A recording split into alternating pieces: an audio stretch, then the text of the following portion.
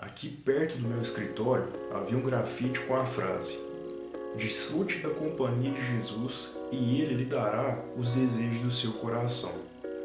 Ao lado da frase, o grafite mostrava Jesus saindo feliz de uma lâmpada, como um gênio, pronto para atender desejos. Parece inocente e bonitinho, mas isso carrega uma compreensão muito equivocada de Deus. Muitos enxergam Deus dessa forma e pensam assim porque são ensinados desse jeito. Por um tempo, fiquei acompanhando cantores e pregadores em suas redes sociais. Ouvi suas músicas, escutei as suas pregações e até folhei algumas páginas e tive algumas boas surpresas e muitas confirmações. As surpresas foram por conta das muitas vezes que fui realmente edificado e tocado. As confirmações, por sua vez, ficam por conta da alta carga emocional e de autoajuda contida nesse meio. Aliás, já deixa eu te avisar, esse livro não é sobre os seus planos destruídos e como a mão de Deus irá livrá-lo do vale. Esse livro é sobre a vontade de Deus e como ele pode destruir os seus sonhos. Olá pessoal, eu me chamo Jonatas, você está no canal Pensamento e Fé. Hoje nós vamos continuar nossas resenhas literárias falando sobre um livro que é esteticamente muito bonito, mas uma mensagem bastante forte. A palavra de Deus ela é maravilhosa, mas ela pode ser um pouco dura às vezes.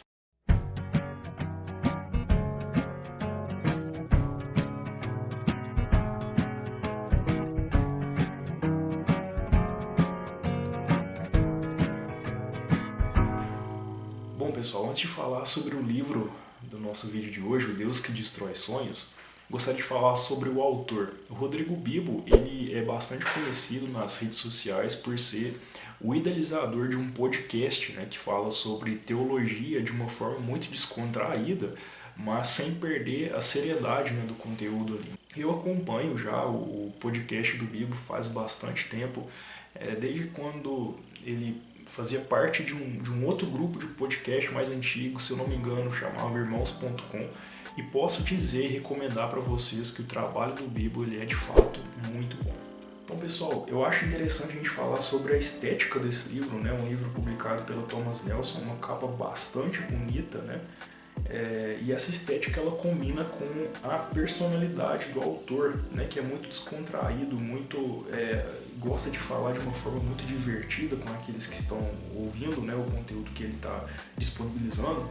E essa edição ela ficou muito criativa e muito bonita, mas ela traz esse livro, essa obra traz uma mensagem que pode ser bastante dura, uma mensagem às vezes que é complicada de se ouvir, mas que ela é muito necessária. Qual que é a premissa do Bibo nesse livro? Ele vai falar sobre como a vida real ela é mais complicada do que muitos querem entender. Ela vai contra a ingenuidade de pensar às vezes que tudo vai dar certo, que todos os nossos sonhos vão ser completamente realizados. Agora que nós temos Cristo, então nós temos um Deus que é totalmente bom, então nós podemos ter certeza de que tudo aquilo que nós planejamos certamente vai se cumprir e de forma alguma Deus seria maldoso ao ponto de fazer com que nossos planos sejam frustrados. Então por isso que esse livro ele pode ser bastante desconfortável, mas pode confiar que nada que o Bibo traz nesse livro é antibíblico. Tudo que ele vai falar, todas as palavras que ele vai utilizar aqui, ele vai trazer um embasamento bíblico muito profundo. Esse livro ganhou uma notoriedade tão grande ao ponto de o autor ser chamado para participar do programa Conversa com Bial da Rede Globo, onde ele e o também pregador, inclusive muito controverso, David Leonardo, eles participaram ali de uma espécie de debate bem leve, E o Bibo ali, num momento muito importante, muito bacana, ele conseguiu falar sobre o Evangelho do Senhor Jesus Cristo na Rede Globo, e isso com certeza também merece ser mencionado. Então o autor ele afirma que o objetivo dessa obra é ensinar o leitor a respeito do senhorio de Cristo. Essa é a principal mensagem do livro, o senhorio de Cristo na nossa vida. E ele faz ali uma diferença bem criativa em um Deus que ele chamou de Deus Good Vibes, que é fruto muito mais da cultura e também o Deus selvagem. Quando ele fala sobre um Deus selvagem, ele faz uma referência ao leão Aslan, né, das Crônicas de Nárnia, para ensinar que o Deus bíblico ele não pode ser domesticado, ou seja, ele não pode servir às minhas vontades como se o soberano da história fosse eu e não o Senhor. Então, ele vem ensinar que Deus ele não está vinculado aos meus objetivos. E isso, ao contrário do que muitos pensam, é uma excelente notícia. E uma reflexão pessoal que esse livro trouxe, eu tenho certeza que provocou essa mesma reflexão em todos os leitores, é a seguinte: e se Deus ele não quiser realizar aquilo que eu planejo? E se Deus não quiser realizar aquilo que é o meu sonho? Isso será que faz de Deus um Deus mau? Vamos supor que você tem um sonho de ter aquela carreira que você sempre sonhou desde a sua infância. Vamos supor que você quis e sempre deseja viver uma realidade diferente da que você vive, ou ter um relacionamento dos seus sonhos, ou ter aquela família dos seus sonhos, ou ter aquele bem material, né, que você sempre sonhou.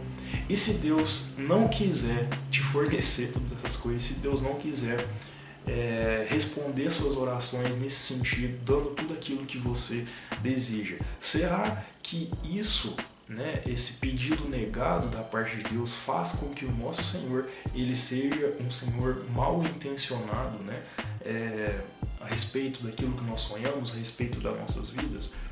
E a resposta disso é que, obviamente, isso não faz o Senhor Deus um Deus mau e um Deus carrasco, mas muito pelo contrário. A Bíblia nos ensina que Deus ele não é servo das minhas vontades, mas ela ensina que Deus ele tem um plano maior. E a verdade sobre tudo que a Bíblia nos ensina é que eu não sirvo a um Deus para que esse Deus seja incluído nos meus planos, mas a partir do momento que Deus entra na minha vida, que a minha vida já não é minha e é dele, sou eu que entro e sou incluído em um plano que é maior do que a minha própria vida. E esse plano do Senhor, ele não é contrário à alegria do coração. Nós também não podemos, às vezes, cometer o erro que é romantizar o sofrimento e a dor, né, como se nós não gostássemos de coisas boas. Isso é uma mentira. Todos nós gostamos de coisas boas. Nós não devemos cultuar coisas ruins, notícias ruins, momentos ruins, embora eles sejam extremamente necessários. Mas o Senhor Deus, de forma alguma, ele é contrário à alegria. Muito pelo contrário, ele não deseja que nós sejamos, né, pessoas amarguradas e frustradas, mas ele quer nos tirar do nosso pequeno reino, que serve apenas o nosso ego, e nos levar para o reino de Deus, que é um reino infinitamente maior. Ele nos tira da mediocridade, ainda que isso seja muito doloroso, muitas vezes. Então, ao destruir certos sonhos das nossas vidas, através de um processo que pode ser sim doloroso, o Senhor troca por uma alegria, troca nossos sonhos por uma alegria que é muito maior. Ele troca uma satisfação menor por uma satisfação que é muito maior e muito mais completa. Então a mensagem que eu gostaria de trazer para esse vídeo é a seguinte: que Deus não é contrário ao planejamento que nós fazemos, aos sonhos que nós temos. Ele leva inclusive, né, isso em consideração, e muitas vezes, né, a satisfação dos nossos sonhos é algo bom e que traz inclusive prazer para o coração de Deus. Mas desde o início do plano que nós fazemos, nós devemos contar com a possibilidade daquele sonho não se concretizar. Porque Deus, na verdade, é que conduz, né, a nossa vida no final das contas. E nossas vidas não dizem respeito aos nossos objetivos simplesmente, mas ela diz respeito aos objetivos de Deus. E segundo a própria palavra diz, todas as coisas, inclusive as coisas ruins, cooperam para o bem daqueles que amam a Deus, ou seja, cooperam para que a cada dia nós possamos nos tornar mais parecidos com o nosso Senhor Jesus Cristo. É isso que Romanos capítulo 8, versículo 28 nos ensina. E além disso, como o próprio autor afirma muito bem, uma vida só encontra sentido na realização de um sonho se esse sonho contempla a glória de Deus. Então, pessoal, tá aí a resenha, né, sobre o livro O Deus que Destrói Sonhos. Me abençoou demais, realmente, a leitura desse livro me fez refletir sobre muitas coisas, né, na minha vida. Gostaria de ressaltar que é um livro de leitura muito fácil, né? E isso é uma coisa muito bacana da parte do Bibo, né? Que tem um vasto conhecimento sobre teologia profunda, né? Mas ele quase que escreve como se fosse um diálogo mesmo com o leitor. Isso facilita demais a leitura, inclusive até para aqueles, por exemplo, que não tem costume nenhum, né, de leitura, nenhuma prática de leitura, nunca leram nada na vida, podem sim começar por esse livro que não vão se sentir, não vão sentir uma leitura cansativa. Isso eu achei muito bacana realmente da parte do autor. E também, né, recomendo um vídeo que o próprio Bibo gravou, um vídeo sensacional falando sobre a mensagem, né, desse livro. E eu vou deixar então o link desse vídeo aqui na descrição para quem quiser assistir. Então, pessoal, essa foi a nossa resenha de hoje. Espero que você leia esse livro e seja abençoado assim como eu fui. Se inscreva no nosso canal, né? Fique à vontade aí para assistir os outros vídeos que nós já gravamos, que nós já disponibilizamos para vocês. Compartilhe esse vídeo com as pessoas que você desejar. Que Deus te abençoe e até o nosso próximo vídeo.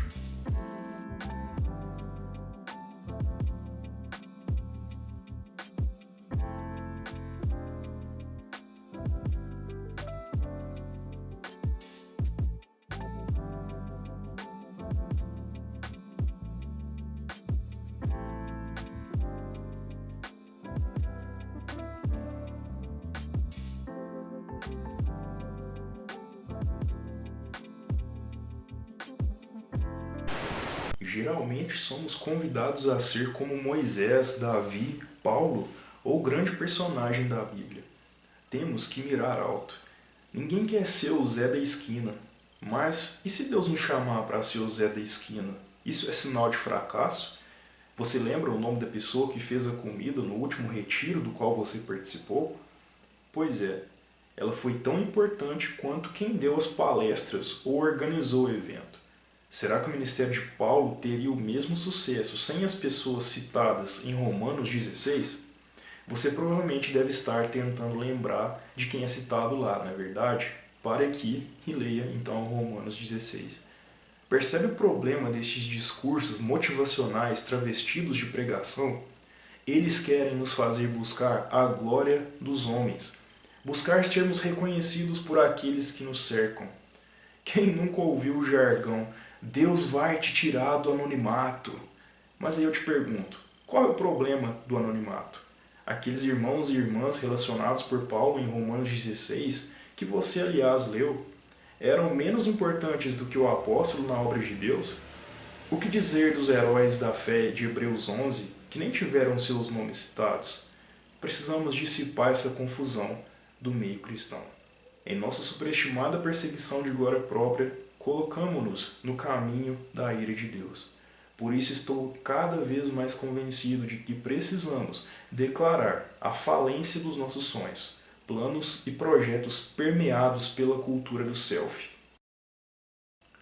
Os adeptos da teologia good vibes e do acredite nos seus sonhos, em nome da autoestima, deturpam o mandamento de Cristo, que nos diz para amar os outros como amamos a nós mesmos, e colocam seus desejos e necessidades à frente do reino de Deus. Eles dizem que devemos nos amar e sermos realizados, para assim conseguirmos ofertar amor. Nessa busca pelos seus sonhos, vivem um cristianismo diluído.